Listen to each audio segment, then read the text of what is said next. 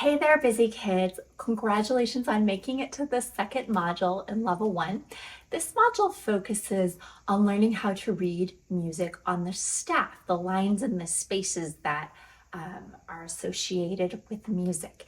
And this is sort of like learning to read and speak another language, right? We're reading the notes. We'll learn the note names with our eyes and how to read them, and then playing it is going to be learning how to speak the language. So I just want to encourage you, if you've ever learned another language before, or maybe you've heard people speak another language, this is like that. It can be difficult, and I just want you to be patient with yourself. It's also really exciting and really fun. Okay, so we're going to take a look at our screens now, and I'm going to teach you some new words. So on your screen, you're going to see some lines and spaces and a couple of different symbols. We're going to get to what all of this means, not in today's lesson, but over the course of a few lessons. But today we're going to be talking about that top symbol there and some notes that are on that part of the staff. That symbol on the left, that funky looking curvy symbol, is called the treble clef. Can you say that with me? Treble clef. Now, what the treble clef means is that notes that are written on the set of lines and spaces next to the treble clef are going to be notes that are middle C and higher. Those are notes that are typically played by my right hand because my right hand is closer to the high notes, okay? So middle C and higher. Now I'm going to show you where middle C is on the piano because we're going to be talking about it and where it is on the staff in just a moment. If I sit down in the very center of my piano, you want your nose to typically be over middle C when you sit down at the piano. And middle C is just this C on the piano that's in the very center of the piano, okay? It's not this C up here or down here. It's the C in the very center of the piano. So notes on the treble clef again are going to be notes middle C and the higher notes typically played by the right hand. So if you take a look at your staff, we're again going to be focusing on the top part, the treble clef part of the staff. You'll notice that there are these lines and then there are spaces. And each of these lines has a number. We start from the bottom. So this is line 1, 2, 3, 4, and 5. Okay, let's count it together. 1, 2, 3, 4, 5. We also number our spaces. And again, we start at the bottom. 1, 2, 3, 4. Let's count it together. Ready? 1, 2, 3, 4. Now, you're going to actually practice numbering these lines and spaces in your homework this week, and you're also going to practice drawing some treble clefs. Treble clefs can be difficult to draw, but they're fun once you get the hang of it. You're going to start at the bottom here, make a J, and then come around and circle. Okay, so there will be a practice here that you can trace over in your theory sheet, and you can just practice tracing them, and then you can try drawing a couple of your own if you'd like. And it's okay if they don't look exactly like these ones. It takes some practice to get your treble clefs to look like those. Now, let's go ahead and talk about the notes on the staff that we're going to be playing in our pieces. The first note we're going to learn on the staff is middle C. Can you tell that's a very important note? We've been talking about it a lot today. And when you see a middle C, you'll notice that it's not actually written on line 1 or line 3 or line 5 on the staff. It's kind of a floater note. It floats between the two staffs and has a short line called a ledger line written through it. And ledger lines are something we'll deal with a little bit more in level 2. But for right now, just know that short little line is called a ledger line. And then it's going to be below the treble clef staff, kind of a floater note. And that means that you're going to play this C on the piano, middle C. You're not going to play any other C on the piano. It stands for middle C. The next note that we're going to play is the note right next to middle C, but it's above it. It is a D. And again, D isn't in one of the spaces on the staff. It's below the staff. It sort of bumps its head on line 1. And that is the D that's right above middle C. So if you look at our first piece, 2-note melody, you will notice those 2 notes that we just learned. We have middle C and D. Let's go through this piece and just say the note names together. Ready? C, D, C, C, D. D, C, D, C, D, D, C. Were you able to say them with me? Now let's try just clapping the rhythm together. Let's take a look before we clap the rhythm and notice what notes we have. We have our half notes, or we can count 1, 2. We have our quarter notes, or we can say ta. And then we have our whole notes. So we can count 1, 2, 3, 4, or say a great big whole note.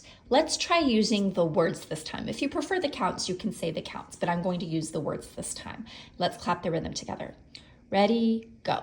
Half note, ta, ta, half note. Ta, ta, ta, ta, half note, great big whole note. Very nice job. If you need to, you can pause it and try clapping the rhythm one more time. Now I'm going to show you how to set up to play this song on the piano. So as we set up at the piano, remember I said at the beginning of the lesson that we want our nose to be in line with middle C. So that helps you really center yourself at the piano, especially now you know actually where middle C is. Now, what finger number do you see above middle C? If you said finger number 2, you're correct. Remember, I'm playing the treble clef notes most of the time with my right hand. For our purposes, right hand, okay? So finger 2 is my pointer finger. And then if I look ahead, finger 3 is going to play the D key, okay? So I'm gonna play the piece and I want you to just say the note names with me as I play it. We'll say them together. Ready, go. C, D, C, C, D, D, C, D, C, D, D, C. Okay, now I want you to try playing it with me. If you don't like to play along with me when I'm playing, you can just pause the video and try playing it on your own. But we're going to try playing it together. I want you to put second finger on C, finger 3 on D. Remember, it's middle C, it's not any C and D, it's the middle one on the piano. Make sure you have those round spider fingers and try to keep your thumb up on the keys. Don't have it down here, have it up here on the keys resting, and let's try it together. Ready, go.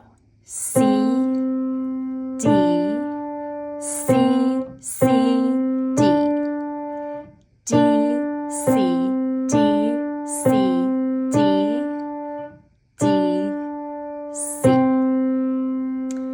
Now, if that was hard for you, and it probably was because you haven't practiced it before, that's okay.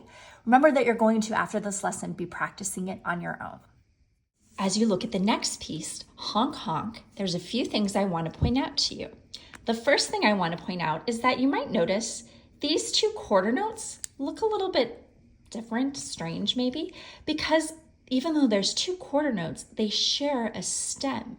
That's because we're going to play these 2 quarter notes at the same time, and it's going to sound like a car honking its horn. You try it. Did it sound like a car honking its horn? So every time you see these notes right next to each other like this, which is the entire piece, right? And notice they share a stem whenever we have a note that has a stem like a TT or a quarter note or a half note, you're going to play them at the same time. The other thing I want to point out to you is when we learned about TTs in our last module, we talked about them in sets of 2, right? There would be 2 and they'd be connected by this bar here. You can group together multiple TTs. It doesn't always have to be 2, okay? So you'll notice here that there's a group of 4 TTs or 4 eighth notes, and then there's another group of 4 eighth notes here. And we'll still count it the same. 1 and 2 and 3 and 4 and, or you can count it T, T, T, T, T, T, T, T. Okay?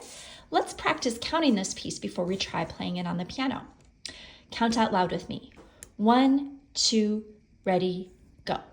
1, 2, and 3, 4. 1, 2, 3, 4. 1 and 2 and 3 and 4 and 1, 2, 3, 4. 1, 2, 3, 4. Now, pause the video and try just clapping the rhythm on your own. When you're done, press play and we'll look at it on the piano. So as we set up our hands, you'll notice that the finger numbers are actually stacked on top of each other on the staff because remember, we're playing those notes at the same time. So finger 2 is going to be middle C and finger 3 is going to D. And it'll sound like this, like that honking horn, right?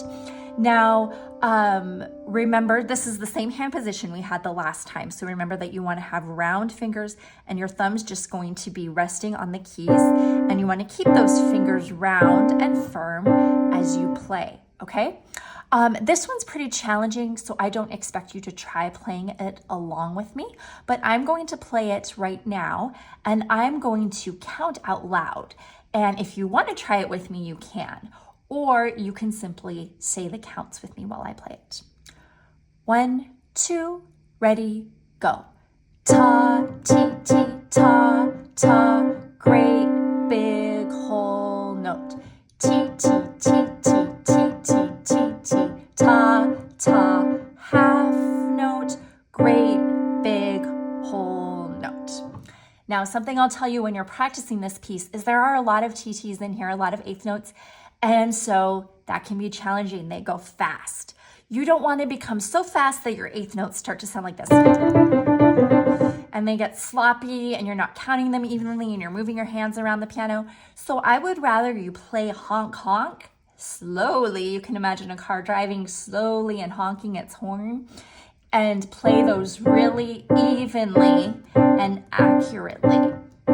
Okay, so keep working on that as you practice this time.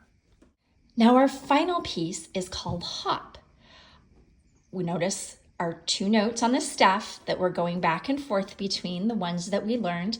I want you to pause the video and just practice. I don't want you to write them in because that's cheating. I just want you to pause the video and go through and practice saying the note names. So pause the video, say the note names for the whole song, and then press play.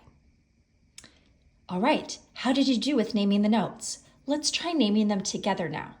C, C, C, C, D, D, D, D, C, D, C, D, D, D, C, C, D, C. Okay, let's take this piece to the piano. All right, for hop, we're gonna be in a different hand position than we've been for our previous 2 pieces. What finger number do you see above middle C? If you said finger 1, you're correct. So that's our thumb, right? 1 is going to play middle C. Remember, make sure your nose is in front of middle C, above middle C, I should say, as you play. And then finger 2 is going to play D. All right, so a little bit different than we had before. I want you to listen to me do the first 2 measures. There's a lot of repeated notes there, and sometimes when we play repeated notes, they can get uneven. Like we'll start to rush them and they won't be even. So I want you to hear me play those evenly. Ta, ta, ta, ta, ta, ta, ta, ta. You try it. Now in the next part, we're going to play C, D, C, D. Listen to me do it nice and evenly. Ta, ta, ta, ta. You try it. Then the next part of our piece, we have D, D, C, C. You try. And then finally, we have half notes for D and C. D, C. You try. All right, so now you're just going to put that whole thing together and practice it. Remember to Be sure to go slowly to start. You don't have to play it quickly or as fast as possible. Make sure that you're practicing slowly to start, and as you get comfortable with the rhythm and reading the notes on the staff, then you'll be ready to go. Make sure you have a grown-up look at your checklist below, and then when you check all those things off, I'll see you for lesson 2.